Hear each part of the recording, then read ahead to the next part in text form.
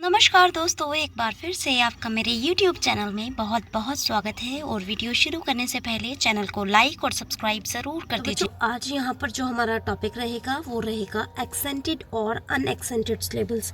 ये क्वेश्चन आपको किस किस तरीके से और पूछा जा सकता है ये भी मैं आपको यहाँ बता देना चाहती हूँ कि ये क्वेश्चन आपको ऐसे भी आ सकता है, स्ट्रेस्ड और अनस्ट्रेस्ड।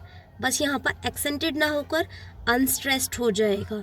तो आपको ये क्वेश्चन भी आ सकता है। तो क्वेश्चन पूछने का तरीका अलग हो सकता है, लेकिन अगर स्ट्रेस के बारे में बात हो रही है, लॉन्ग या शॉर्ट वाउल्स के बारे में बात हो रही है, तो इस तरीके के क्वेश्चन आपको कहीं ना कहीं आपको यही वाला क्वेश्चन करने के लिए आपको बोल रहे हैं। तो आपको सिर्फ ध्यान देना है कि अगर वर्ड्स पे, सिलेबल्स पर स्ट्रेस का क्वेश्चन आ जाता है, क्योंकि ये क्वेश्चन भी अपने आप में इम्पॉर्टेंट है, तो 5 क्वेश्चन हम लोगों को करने हैं। आप ये सोचिए कि आपने 15-20 क्वेश्चंस निपटा दिए। तो यहाँ पर जो आपको करना है, आपको सिर्फ ये देखना है क्वेश्चन में कि आपको स्ट्रेस्ड और अनस्ट्रेस्ड या फिर एक्सेंटेड और अनएक्सेंटेड ऐसा कुछ सिलेबल के से रिलेटेड अगर पूछा जा रहा है तो आपको यही क्वेश्चन को करके आना है। तो फटाफट से देख लेते हैं हमें क्वेश्चन स्टार्ट कैसे करना है। तो सबसे पहले हम लोगों का इंट्रोडक्शन आएगा। आपको कुछ इस तरीके से पूछा जा सकता है, या फिर तो आपसे क्वेश्चन ऐसा रहेगा, या फिर तो आपको आ सकता है एक्सेंट मीन्स स्ट्रेस्ड भी हो सकता है और अनएक्सेंटेड मीन्स अनस्ट्रेस्ड भी हो सकता है। तो आपको वहाँ कंफ्यूज होने की ज़रूरत नहीं है। सिर्फ आपको एक ही चीज़ पर ध्यान देना है कि आपको किसी भी तरीके से इस लेवल पर स्ट्रेस करने के लिए अगर पूछा जा रहा है तो सेम क्वेश्चन आपका आएगा। और ये क्वेश्चन सेम लेंथ का मैंने यहाँ पर बनाया है। तो यहाँ पर आपका इंट्रोडक्शन रहेगा। इंट्रोडक्शन में अगर आपको कुछ भी समझ में नहीं आ रहा है तो आप मुझे कमेंट बॉक्स में पूछ सकते हैं। ये जो आपको कोटेशन मार्क दिखाई दे रहा है यहाँ पर, इसको आपको ब्लैक लाइंस यानी ब्लैक पेन्स से लिख कर आना है। ज़्यादा स्पार्कल यूज़ नहीं करना है, ये चीज़ आपकी ब्लैक पेन से जाएगी। क्वेश्चन नहीं उतारेंगे तो भी चलेगा, लेकिन आप लोगों को यहाँ पर जो करना है, जितनी भी ये कोटेशन मार्क आपको दिखाई दे रही हैं, ये आपको ब्लैक पेन से लिख कर आना है, ठीक है। तो अब फटाफट से अपना वीडियो हम देख लेते हैं, जिससे हमारा वीडियो शॉर्ट और ईजी हो जाए। ये आपका इंट्रोडक्शन का ही पार्ट है। इंट्रोडक्शन को मैंने 2 स्लाइड्स में लिया है, जिससे आपको विजिबल रहे, आप देख पाएँ। और यहाँ मैंने 2 कोटेशंस लिए हैं। आप इसमें से कोई, अगर आपको याद नहीं हो रहा है ज़्यादा, तो कोई एक कोटेशन चूज़ कर सकते हैं, चाहे तो अभी जो पीछे आई थी उसको, और चाहे इसको। तो कोई सा भी आपको कोटेशन यूज़ कर लेना है। तो आप इन दोनों में से कोई भी कोटेशन यूज़ कर सकते हैं और इस इंट्रोडक्शन को थोड़ा छोटा कर सकते हैं, इसमें कोई प्रॉब्लम नहीं होगा, ठीक है। इसमें से कुछ अगर नहीं आपको समझ आता है तो आप प्लीज़ मुझे कमेंट बॉक्स में बता दीजिए, मैं उस चीज़ का मीनिंग आपको ज़रूर बता दूंगी। तो नेक्स्ट स्लाइड की तरफ बढ़ते हैं। यहाँ पर आप देख रहे होंगे, ये क्वेश्चन नहीं है, ये आपका एक हेडिंग है। इन हेडिंग्स को करके आप ज़्यादा मार्क्स गेन कर सकते हैं। और ये हेडिंग में जितना आपको दिखाई दे रहा है मैटर, कम से कम आपको यहाँ तक तो लिख ही आना है, क्योंकि ये है कि ये एक मीनिंग दे रहा है प्रॉपर। आप इसको स्ट्रेस भी बोल सकते हैं, आप इसको एक्सेंट भी बोल सकते हैं, एक्सेंटेड भी बोल सकते हैं। तो दोनों चीज़ें एक ही रहेंगी, तो इसमें कंफ्यूज होने की ज़्यादा ज़रूरत नहीं है। अगर आपको ज़्यादा मार्क्स चाहिए, इट मीन्स 1-2 ही मार्क्स का फ़र्क होगा, तो इतना डरने वाली बात नहीं है। आप यहाँ से कम यहाँ भी अगर लिखाएंगे तो आपको इजीली सेम मार्क्स मिल जाएंगे। तो इसमें से जितना आपको याद हो जाए उतना अच्छा है। कम से कम 5 लाइनें तो आपको याद करनी है। नेक्स्ट एक, ये जो यहाँ स्लाइड पे आप देख रहे हैं, जैसा कि आपने पहले की स्लाइड में देखा होगा कि यहाँ हम स्ट्रेस बता रहे हैं। तो जब आप स्ट्रेस को बता रहे हों और आप ये एग्जाम्पल्स दे रहे हों, तो हर क्वेश्चन की, हर चीज़ की एक लैंग्वेज होती है। उसी तरह यहाँ पर आप 1 सिलेबल 2 सिलेबल को नहीं लिखना है, आपको सीधा शब्द यूज़ करना है, मोनोसिलेबिक एंड डाइसिलेबिक।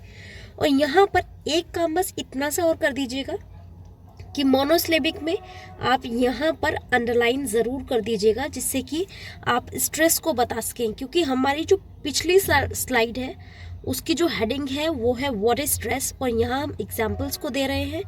तो जो एग्जाम्पल्स आप लोग दे रहे हो उसमें एक चीज़ का बस आपको ध्यान रखना है कि यहाँ आपको अंडरलाइन ज़रूर मार्क करना है। इससे आपको मार्क्स ज़्यादा मिल जाते हैं और एग्जामिनर को पता चल जाता है कि आपको जिस सब्जेक्ट को आप पढ़ रहे हैं उससे रिलेटेड इंफॉर्मेशन है।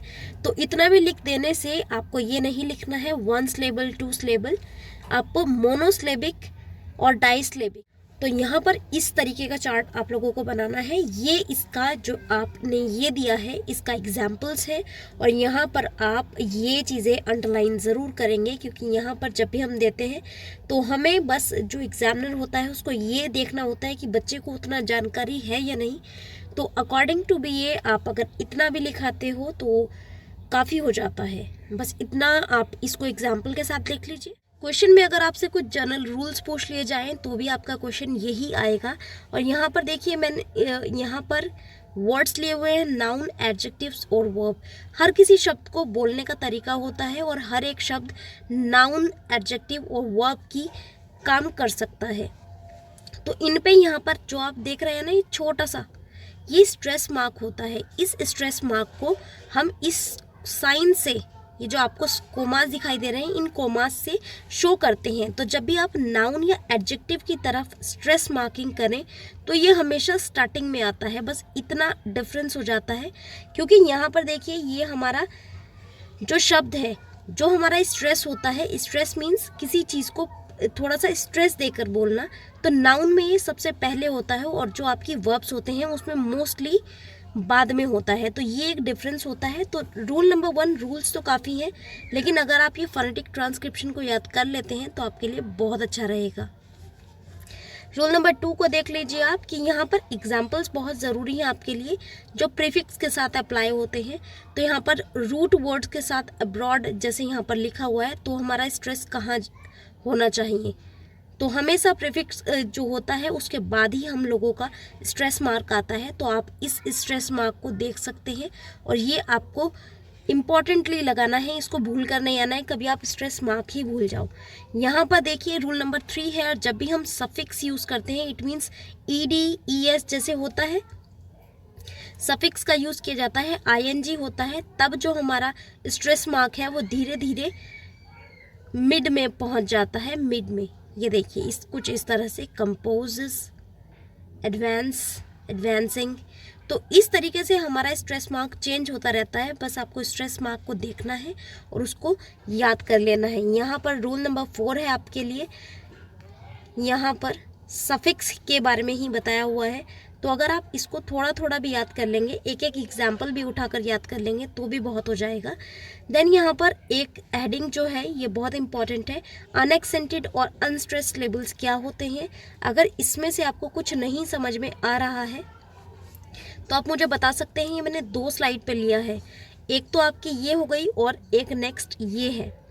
इसमें से आपको कम से कम भी आपको 5 से 6 लाइनें अगर आप याद कर लेंगे तो आपके लिए बहुत हो जाएगा, क्योंकि ज़रूरी नहीं है आप ये पूरा उठाकर याद करें, लेकिन अगर अच्छा है आप याद कर लेते हैं तो। लेकिन अगर नहीं होता है तो उन बच्चों के लिए भी एक सुविधा है, कम से कम 5 से 6 लाइन्स आपको याद कर लेनी है। अनएक्सेंटेड और अनस्ट्रेस एक ही बात होती है, तो इस तरीके से आपको याद करना है। इन दोनों में से आप कम से कम 6 लाइन्स आपको याद करनी है। वीक एंड स्ट्रॉन्ग फॉर्म्स के रिलेटेड आपको कोई भी क्वेश्चन आ जाता है, ये क्वेश्चन बन सकता है आपको, तो भी आपको यही क्वेश्चन करके आना है।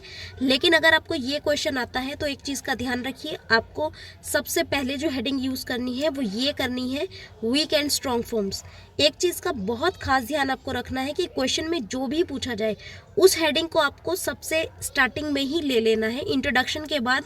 जस्ट अगर आपको क्वेश्चन पूछा जा रहा है वीक एंड स्ट्रॉन्ग फॉर्म्स, तो आपको सेकंड हेडिंग आपको ये लेनी है, ना कि आप वहाँ पर स्लेबल के बारे में बताना शुरू कर देंगे। आपको बताना पड़ेगा, थोड़ा सा आपको इंट्रो देना पड़ेगा, स्ट्रेस का हेडिंग बताना पड़ेगा कि ये स्ट्रेस होता है, लेकिन उसके बाद आपको क्या लेना है, वीक एंड स्ट्रॉन्ग फॉर्म्स। उसके बाद आप बता सकते हैं जो फर्दर हेडिंग आपने स्टार्टिंग में देखी थी, लेकिन इंट्रो के बाद स्ट्रेस का यूज़ करेंगे अगर आपको क्वेश्चन में ये लिखा हुआ मिल रहा है तो। लेकिन अगर आप सीक्वेंस में भी कराते हैं तो भी आपको कोई प्रॉब्लम होनी नहीं चाहिए। तो यहाँ पर नेक्स्ट देख लेते हैं हम लोगों का क्या रहेगा। वीक एंड स्ट्रांग फॉर्म्स में हमारा ये रहता है, ये आर्टिकल्स आ गए हैं आपके। और डिफरेंस यहाँ पर अगर आपको क्वेश्चन आ जाता है डिफरेंस बिटवीन एक्सेंट और अनएक्सेंटेड सिलेबल्स, तो यहाँ पर स्ट्रेस्ड और अनस्ट्रेस्ड भी हो सकता है। ये अनस्ट्रेस्ड लिखा हुआ है यहाँ पर, तो उसमें भी सेम चीज़ जाएगी, आपका ये हेडिंग थोड़ा सा पहले आ जाएगा। लेकिन अगर आप सीक्वेंस में जैसे स्लाइड्स में क्वेश्चन देख रहे हैं वैसे भी कराते हैं तो भी आपके मार्क्स आने के पूरे चांसेस रहते हैं। यहाँ पर मैंने ये शो कर दिया आपको, थोड़ा सा आपको शायद क्लियर हो रहा होगा यहाँ पर। तो ये आप लोगों को करना है कि किस तरीके से अनएक्सेंटेड सिलेबल्स यूज़ किए जाते हैं। और ये जो थर्ड है ये मैंने नेक्स्ट स्लाइड में भी लिया है, तो आपको ये 2 बार नहीं करना है, ये करना एक ही बार है।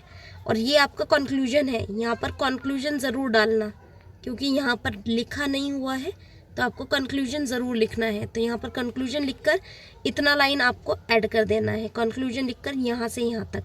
तो ये बन गया आपका एक और क्वेश्चन जो किया है आपका स्ट्रेस के ऊपर।